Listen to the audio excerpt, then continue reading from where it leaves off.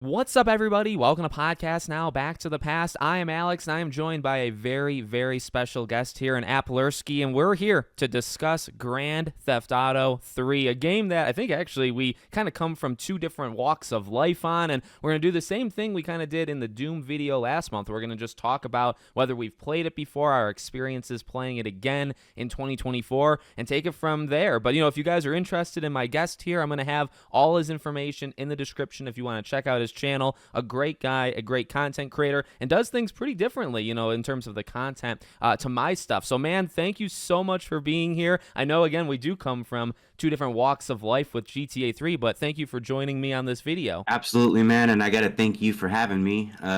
When you approached me with this, I was really excited, and it's been a long time coming, but we're here and we're ready to rock, so. We are.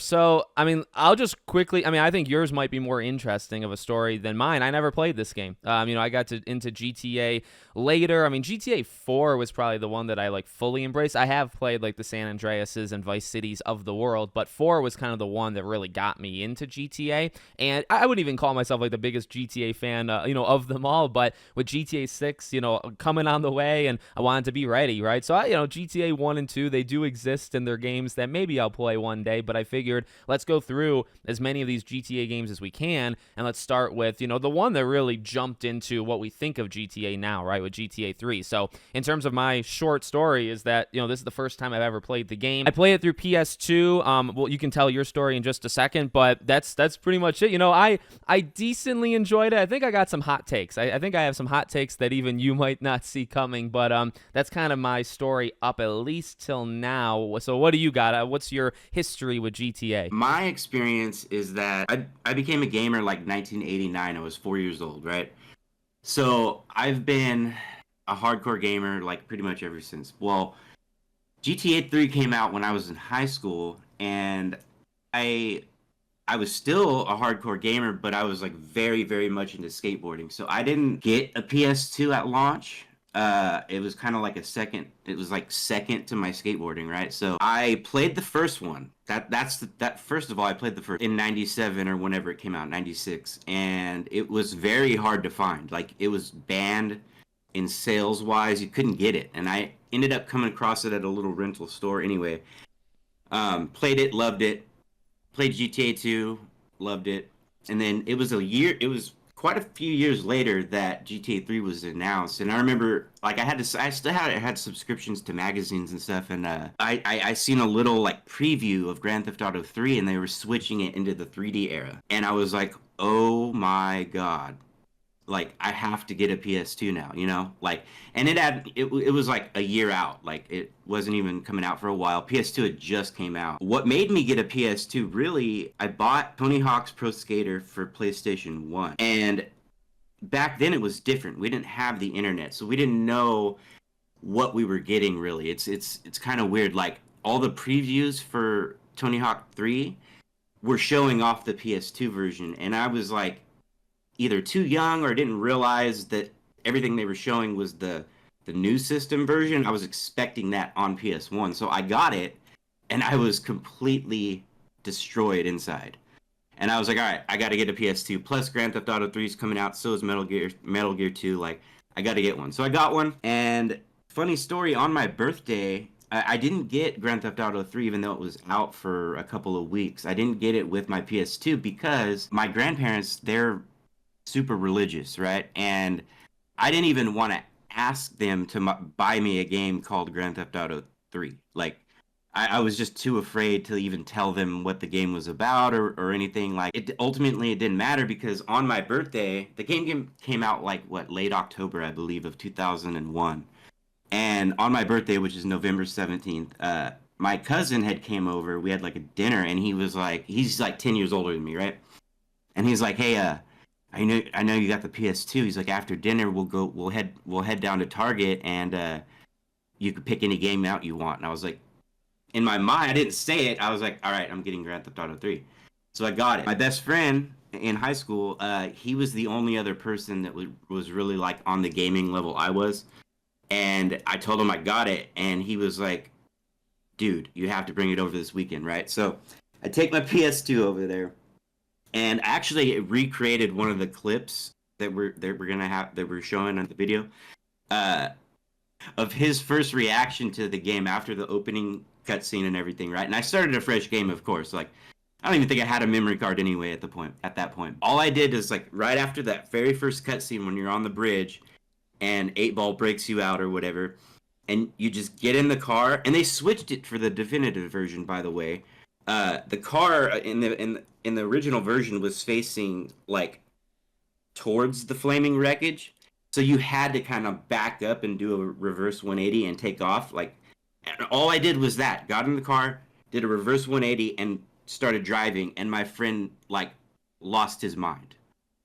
I had to pause the game, like literally, and he was like, "That is the most incredible thing I've ever seen in a video game." And I was like, "Yeah." I mean, I couldn't argue with him because really we hadn't seen anything like that. And that's like my biggest memory of the game is jumping into this open world that at the time felt enormous, and there was just so much stuff to do. Well, then we went back in 2024, and definitely, we need to finish your story in terms of what you think about it now. So let me just say my part to it. I think my hot take, right, is basically I can understand where this game, took steps. I can understand you look at a lot of what's been said about the game in terms of like laying down the foundation for pretty much every game that came from it, right? So like, these small moments in the game with cops and like their attitude and how they act, and even there's some even really cool things with the car. I actually found it kind of not unsettling, but it kind of felt weird at first where oftentimes nowadays cars can take a pretty good hit in driving when you're in a game and can be kind of fine. In this game, cars can get destroyed within like half a second, and it can be blown up before you even know it. But small things like that. But I think I can see where this game was like, oh yeah, if I played this game back in 2001, or if you look at it through the lens of what did this game do to set the stage for all those games to come, I think it's legendary. It's legendary. I would say in terms of right now, does it, if I'm asking a question like, does it hold up?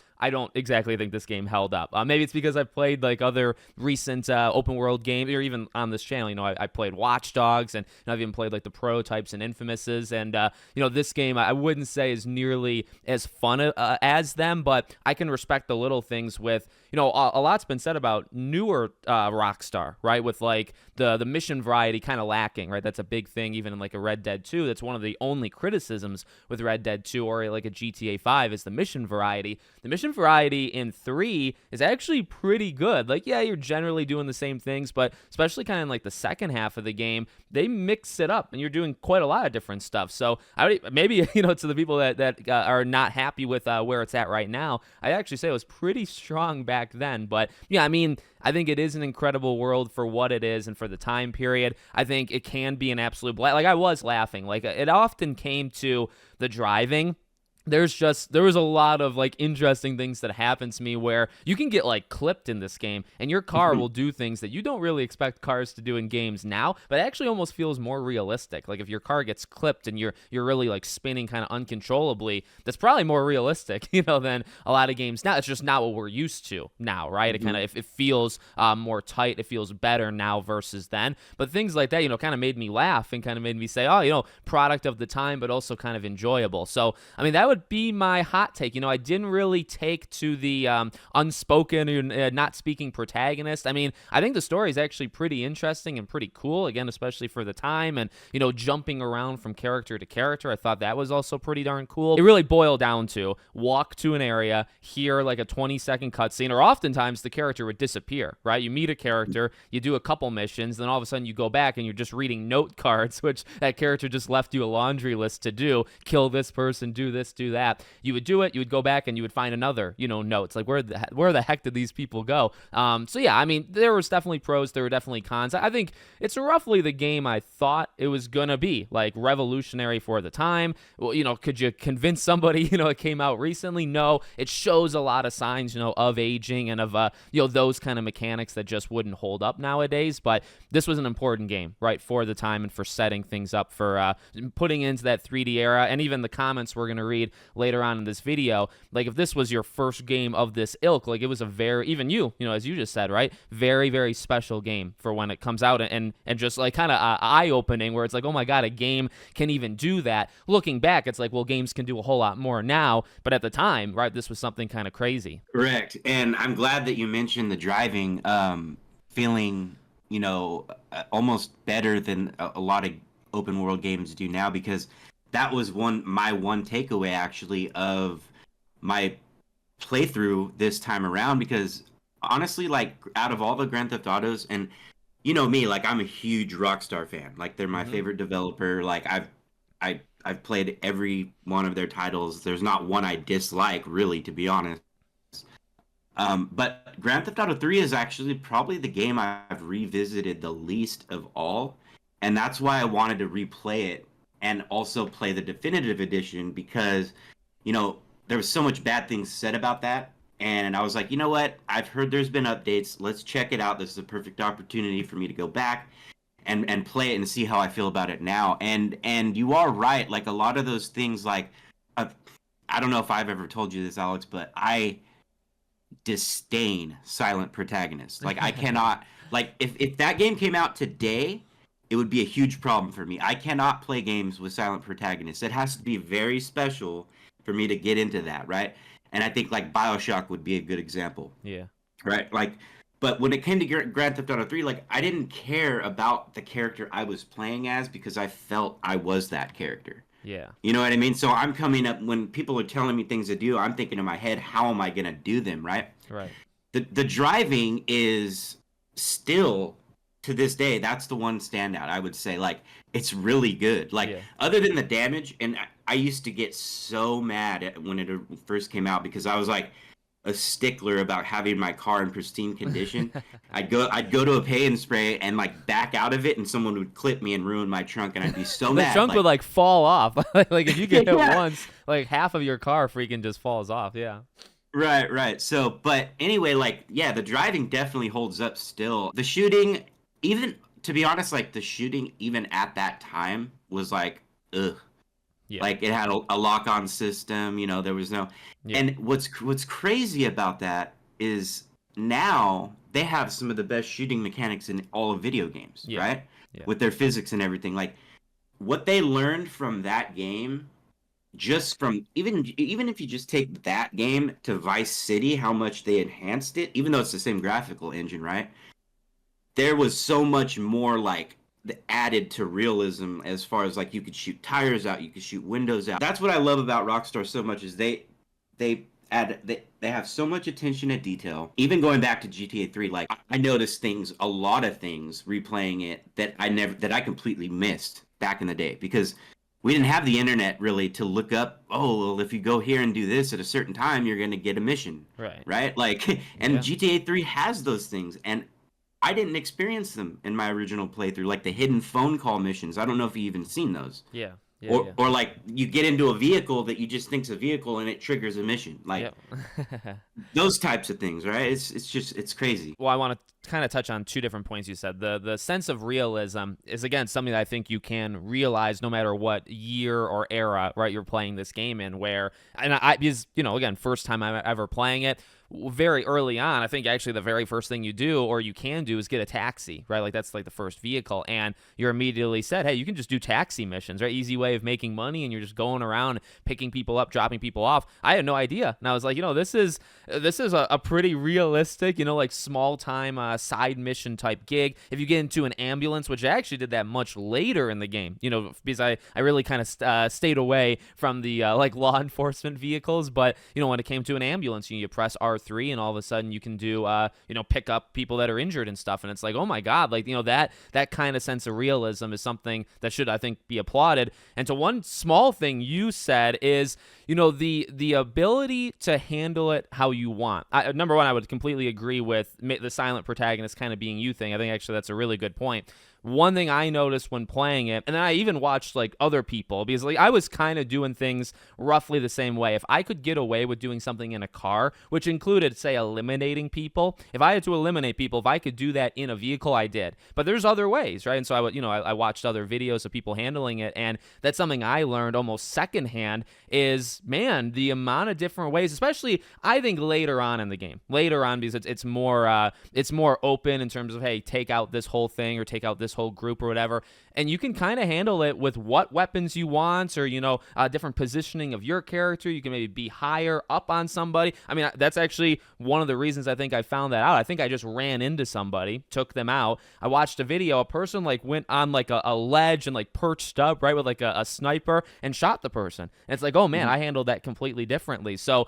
the game, almost without thinking about it, really allows you and just says, hey, go do it. There are some drive here, do this, drive. There's a lot of like, they have to be in the vehicle with you. Honestly, again, those ones I kind of found the most fun and the most infuriating, because if you had to keep your vehicle alive, I wanted to slam my head against a wall, right? Because again, the amount of times that they would clip me, and I would just start spinning, or they would hit me once and all of a sudden like the fire would start to erupt from the engine. I'd say, God damn, like my car is like 10 seconds away from blowing up. That really made me mad. But beyond that, the car was very tight. Like it's a very solid just mechanic, I guess, in general. So I enjoyed those missions. But yeah, the variety to kind of do what you want. I saw a lot of people like in comments talking about, just the world, just going around and kind of not even doing missions, right? Just experiencing the world. I didn't really do that, just because, again, like looking back at it from 2024, it's not as, in depth as worlds are now. But I think you can get that sense of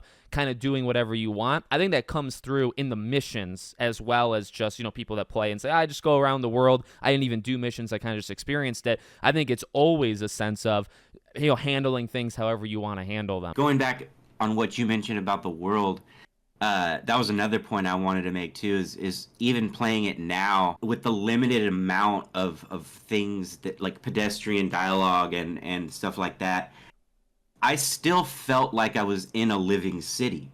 Yeah. Even today, you know what I mean? And the reason for that, I think a lot that has to do with that, and I still applaud them today, because this is another thing that we'd never seen in a video game.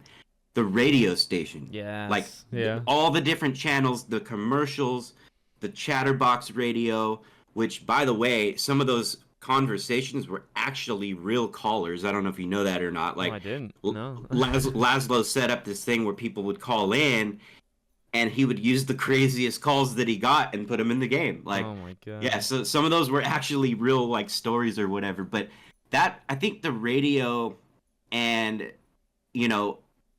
it being a fictional city with its own brands and everything, it really makes you feel like you're in a living, breathing world. And they continue to do that today, right? Like, all of that stuff still exists in GTA 4, 5, and 6. I'm assuming some of those things, those brand names and stuff, are going to be there. Yeah. And that's what I think Rockstar achieved greatly, is putting you in a space, because they did it before with Grand Theft Auto 1, but it had that isometric top-down view. You didn't feel like you were really there. And even in GTA 3 with a silent protagonist, what they accomplished, making you feel like you're a part of this city with the dynamic weather and lighting and everything, like, no one had even come close to achieving a game like that. And that's my biggest takeaway from it. Yeah, no, that's a great one that I also wanted to hit on, is the radio station. As soon as I would say, within the first 5 minutes of this game, you get the world, and you get, like I said, the first thing I experienced was, oh, cool, taxis kind of have their own side thing. You can just randomly do whenever you want. The first thing I did was turn on the radio, or I think the radio turns on for you, and I was just switching channels and even reading about it. Yeah, the amount of it's like several hours too of music and stuff, and that was not even a thing, back in 2001. So that I don't have, I guess, too much to say other than to piggyback on you. I mean, it makes it feel like a world, right? Like, people don't listen to radio as much now, and I think that's totally cool. It's kind of just gone away. But when you think of, you're just driving in a city, or I used to drive in Buffalo to college and stuff, and they have their radio stations, and that's like, it's a part of Buffalo. It makes you feel like a part of the city, and I do think that's gonna become less appreciated, like over time, just because radio's not a thing. But thinking in that mindset, like, yeah, a radio station is tied almost to the identity of what the city is, right? Like, is there a radio station that's just like comedians and they're just joking all day, right? And like that comes through in these radio stations. Like, you get a sense of the life of this city. So yeah, I mean, I can recognize, it being one of the first, if not the first, to do it like that, and I think it's still powerful now, having been somebody that I don't listen to radio like now, but I used to. So I feel like I can recognize it. I do wonder if that will lose its touch, But yet again, GTA now is so known for radio stations, right? Like you said, all the way through, and GTA 4 and 5 even, I think, specifically. So I think 6 will obviously continue it, and maybe it'll make people turn on to their radio stations more often. The crazy thing, too, is like, think about an open world, say GTA, take all the GTA clones of the world and think about them and the way they handled music in a car.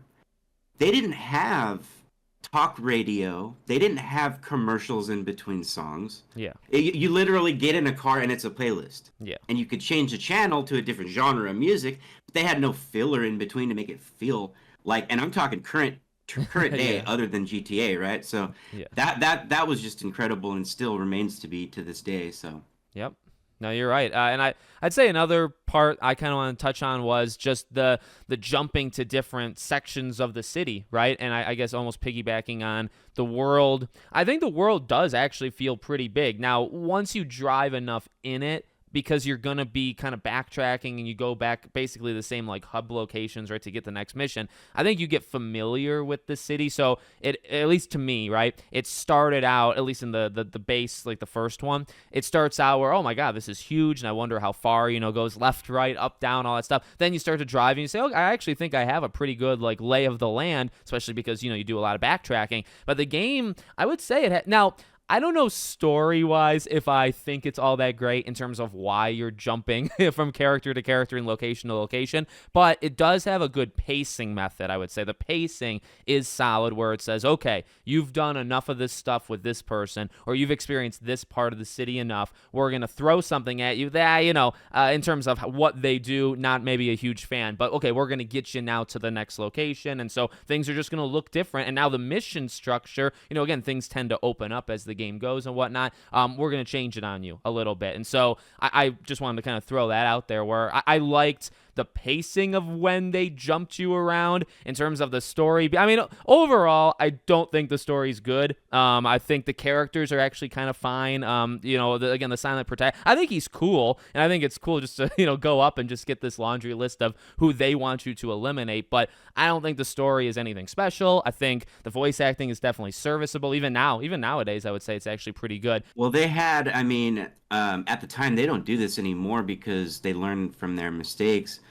That voice cast was actually pretty like star-spangled, like very well-known people, not as big as like Ray Liotta they went, or Burt Reynolds they went with, in Vice City. It like ballooned in Vice City, and that was the game that made them realize, well, we probably shouldn't have Hollywood actors in our games because they don't understand how impactful we're trying to make this. It's just a video game to them or whatever. And like, so they went away from big name actors right after Vice City. But the story, like, the voice acting is good because you have the actors to just read the script, but the story is really nothing to write home about in GTA 3. But I think it set a foundation for how they were going to approach storytelling. It was kind of like an experiment for them, for how they would approach games in the future. And now, look at them now. I mean, when it comes to storytelling, they're like top tier.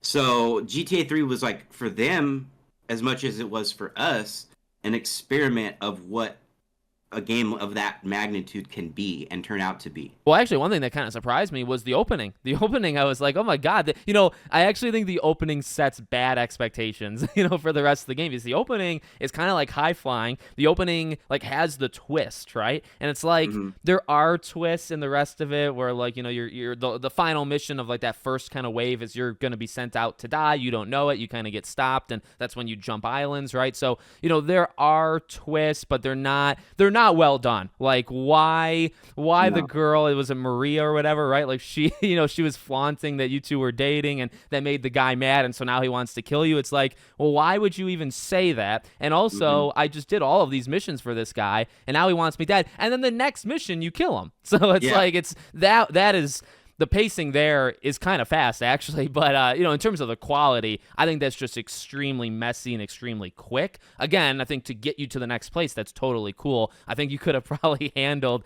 the jump differently. But yeah, I think the opening was so good, and because I wasn't even ready. Like, I don't even think I had the volume on very high, and then all of a sudden, like, this stuff is happening. I'm like, holy dear God! Like, this game throws you right into it, and then then it gets you more into the world, right? Kind of like the priorities of the game change after that. But I don't know. I think that opening kind of set the wrong expectations, because you get that. Like, there's impactful moments, and even the ending, I'd say, is pretty big. But Hmm. but it stops for long periods of time, and that opening kind of just sets you up to be like, oh my God, this is gonna be a high flying, twist and turn kind of story.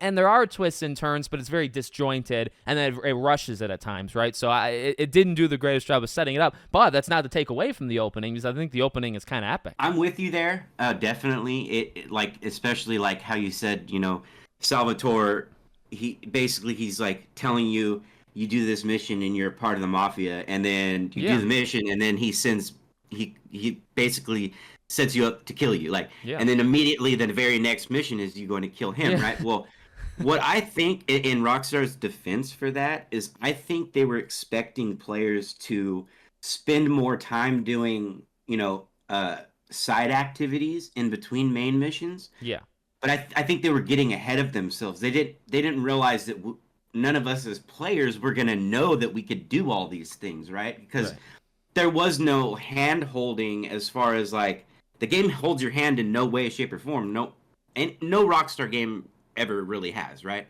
yeah, You got to like read the text pop-ups. You know what I mean? You're not like tutorialized where the game pauses and you have to press a button to move on. You know what I mean? Like, yeah.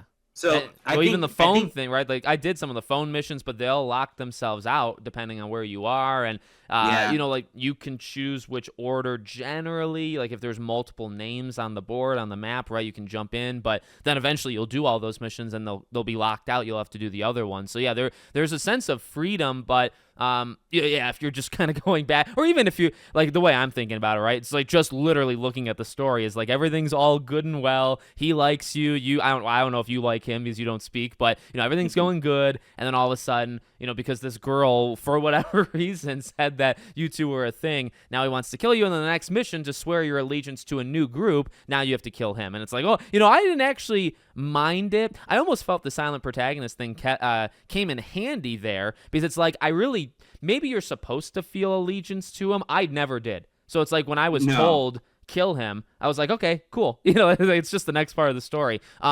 I think in terms of like deep storytelling, right? It's so deep, it's so broad. It wouldn't fly like nowadays, but I actually kind of leaned into it where it's just goofy. It's like, okay, I guess I did all those things for him just to like turn around and shoot him in the back. I actually ran him over, so that's fine. But yeah, that was just, and they do that the entire game. The entire game is just about kind of those weird twists and turns at weird times. But I can appreciate it. I think, again, I don't think it's like the greatest game of all time. I thought the story would, I guess, be a little bit more put together in that sense, but in terms of like disappointments, that's probably the only one. I think I kind of saw through to like the legacy and what this game did for games. I saw that more than like the, oh my God, what are they doing? The downfalls of the time. For sure. And to be honest, like, you're absolutely right. Like the story is like paced awkwardly.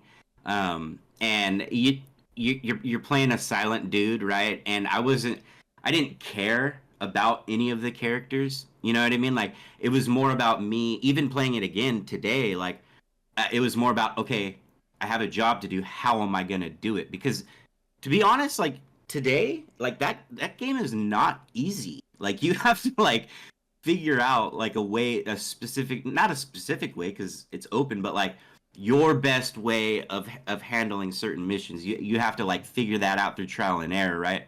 As where like the newer ones are more cinematic, and there's nothing wrong with that. Like, I actually prefer the way they are now over back then. But as far as the storytelling, from one game, from GTA 3 not even really like I don't think I cared about the story when it came out really, and I don't really care about it now. What I do care about is without that game, we wouldn't have games like Watch Dogs, right? Like Yeah. basically any game in an open world where you're driving a car. And but Vice City was very good in story. They took a huge leap forward in storytelling from GTA 3 to Vice City because they had a character with a voice Yeah. that you cared about, right? So one of the clips I provided is the mission is called Two Face Tanner, and you probably didn't catch this, but that mission is a direct shot fired at the Driver series Oh. because yeah, so Driver had came out like I think Atari made Driver or Sega, one of the two. They came out to be the Grand Theft Auto killer, and we're going into a 3D world, right? But you could never get out of your car, Yeah. and you just drove from place to place, right? And they tried to do like Driver 3 was like get out of your car, like it was more of like a GTA clone, and they were trying to compete with Grand Theft Auto, and they were public about it. Well, GTA or Rockstar said, "Good luck with that," and they created a mission killing the main character of the Driver series, whose name is Tanner. Oh wow. And you have to even the car model itself is like the car he drives in the game. Yeah. And when he gets out, you destroy his car. He gets out and he runs all weird and funny looking because they were taking shots back at the Driver series for being not on par with animation in their game because their game was terrible. Ah. And they made it very known that there's no way you're taking us down when it comes to this style of game. So that's why I included the clip and wanted to tell that little backstory. Yeah. Another thing is this is a fan theory, and I don't know if I actually believe it or not, but it's interesting. So if you want to read up on it, there's a couple of YouTube videos about it, but there's a fan theory that's been going on for a very long time that Claude, which is the character's name that you play in 3, Yep. is actually Michael from GTA 5. Oh.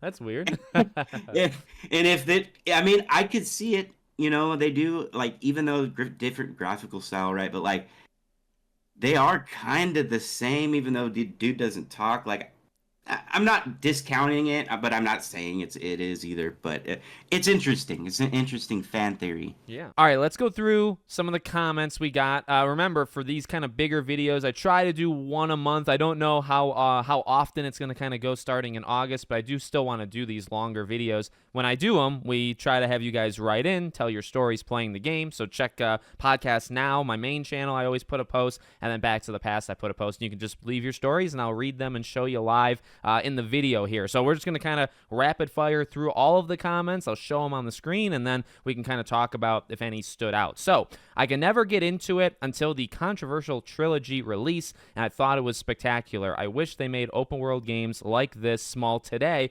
without pulling a bunch of nonsense into it.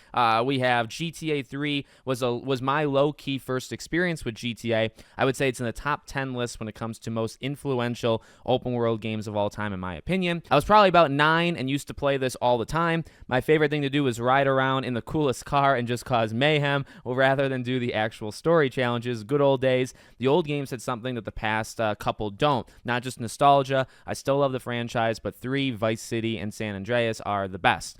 Personally, I'll never forget letting my sister play it when she was around 11, and all she wanted to do was run around and beat people to death with a baseball bat. Definitely kept an eye on her for some time after, just in case, lol. Thankfully, as far as I know, she did not become a serial killer. Great to hear. One of the few video games my dad owned, I wasn't allowed to play it, but that didn't stop me. Snuck playing this game so many times. Back in the day, me and my brother used to rent this from Blockbuster over the weekends. The sheer scope of everything and freedom in the game to explore the sandbox was just simply mind-blowing back then. Never really seen anything like it, especially on a console. So one of my friends in like 5th grade had GTA 3. I played it at his house for hours on end. Funny story though, after I told my mom that's what I wanted for my birthday, she accidentally got me the OG PS1 GTA bundle instead of GTA 3. I remember walking into my local video game store on GTA 3 launch day and seeing its posters hanging everywhere, so thought I'd buy it since I enjoyed GTA 1 and 2 on PC. Brought it home, And second, I was thrown into the open world. It blew my mind. Didn't do any missions for weeks, just caused reckless abandon. Those are, by the way, as I try to say for all these, those are great comments. Thank you guys so much for leaving them. What do you think? What do you think of that? I mean, number one, the serial killer thing was interesting. Well, let me say this. My daughter is 10, right? And she's going into 5th grade. So a lot of these comments about, well, she's like 10 and a half, all kind of round. But, 9, 11, I mean, going into 5th grade, she's going into 5th grade.